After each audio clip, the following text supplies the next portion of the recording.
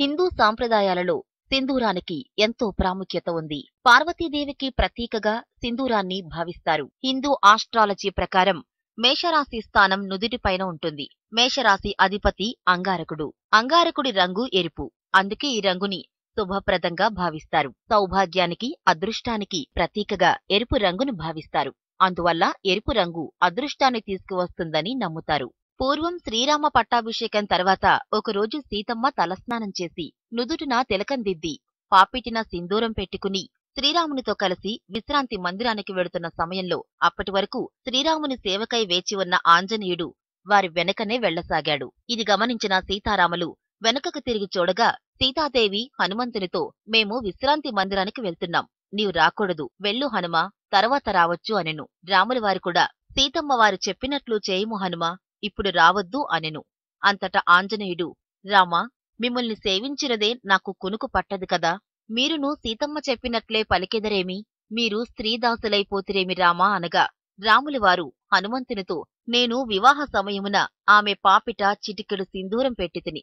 అందుకు కారణంగా ఆమెకు దాసుడనైతిని" అని తెలిపాడు. హనుమంతుడు ఆశ్చర్యంతో, "అమ్మా, మీ నుదుట తిలకముంది కదా, పాపిటిన సింధూరం దేనికి?" అని అడిగాడు.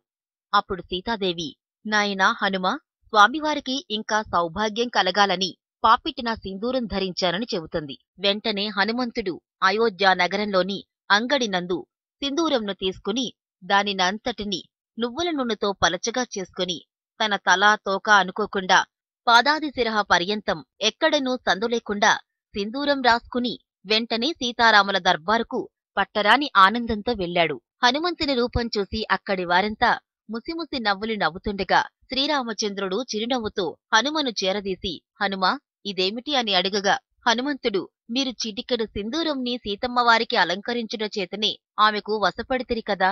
చిటికెడు సింధూరంతోనే మీకు సౌభాగ్యం కలిగితే మరి నేను శరీరం మొత్తం సింధూరం అలంకరించుకున్నాను. మరి మీరు నాకు వశపడదరా లేదా ప్రభూ? మీకింకెంత సౌభాగ్యం కలుగుతుందో కాదా" అని ఆనందంతో సంతోషంతో కేరింతలు కొట్టసాగాడు. హనుమ పలుకులు విన్న శ్రీరాముడు తన సభలోని వారందరూ వినేలా, "ఆంజనేయ, నీవంటి భక్తుడు ఈ 14 భువనాల్లోనే కాక మరెక్కడా ఉండడు. నీవు ధరించిన ఈ సింధూరాన్ని తిలకంగా ధరించిన వారికి మన అనుగ్రహంతో పాటు అపారమైన సిరి సంపదలు, సుఖ సంతోషాలు కలుగుతాయి. అంతేకాక నీవు సీతా అన్వేషణ సమయంలో సీత జాడ తెలుసుకుని ఆమెకు గుర్తుగా శిరోమణిని నాకు తెచ్చి ఇచ్చిన మంగళవారం నాడు, నీ జన్మదినమైన శనివారం నాడు ఎవరైతే భక్తి శ్రద్ధలతో నుదుట ఈ సింధూరం ధరిస్తారో వారికి ఆయురారోగ్యములు, సుఖ సంపత్తులు సంపూర్ణంగా లభిస్తాయి" అని వరదానం చేశాడు. భక్తజనుల అభీష్టములు తీర్చేవాడు ఆంజనేయస్వామి. అందుకే ఆనాటి నుంచి సింధూర ప్రియుడైనాడు.